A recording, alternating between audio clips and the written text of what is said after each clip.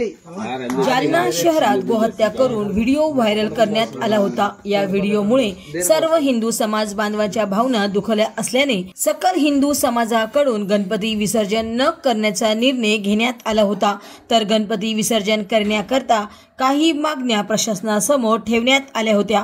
सदरील घटनेचे गांभीर्य लक्षात घेत जालना महापालिका व पोलीस प्रशासनाकडून सकल हिंदू समाजाच्या मागण्या मान्य केल्या व लेखी आश्वासन महापालिकाकडून देण्यात आल्यानंतर अखेर गणपती विसर्जन सुरू होणार असल्याचे समजते।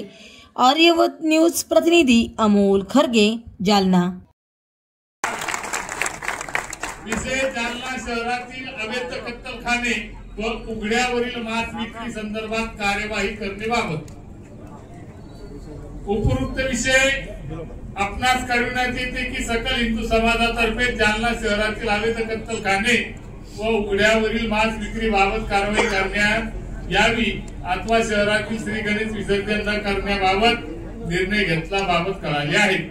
त्या अनुषंगाने जालना शहर महानगरपालिका मार्फत जालना शहर हद्दीतील सार्वजनिक प्राधिकरणाच्या किंवा शासनाच्या जागेवर असलेले अतिक्रमण व अनधिकृत कत्तलखान्यावर व उघड्यावर होणाऱ्या मांस विक्रीबाबत 48 तासात कारवाईला सुरुवात करण्यात येईल। तरी आपण परंपरेनुसार श्री गणेश मूर्तीचे विसर्जन करून प्रशासनास सहकार्य करावे। जय श्रीराम। गणेश मंडळाचे पदाधिकारी आणि सर्व जे हिंदू विचारधारेचे आहे ते इथे जमलेले आहे, त्यांना मानाचा गणपतीच्या वतीने खूप खूप धन्यवाद। आणि सर्व आपल्या मागण्या मान्य झालेल्या आहे। आपण सर्व लोकांनी गणपतीची विसर्जनाची पूर्ण तयारी करून लाईन मध्ये लागावे ही जास्तीत जास्त संख्येत ही नम्र विनंती। धन्यवाद। जय हिंद, जय महाराष्ट्र। गणपती बाप्पा।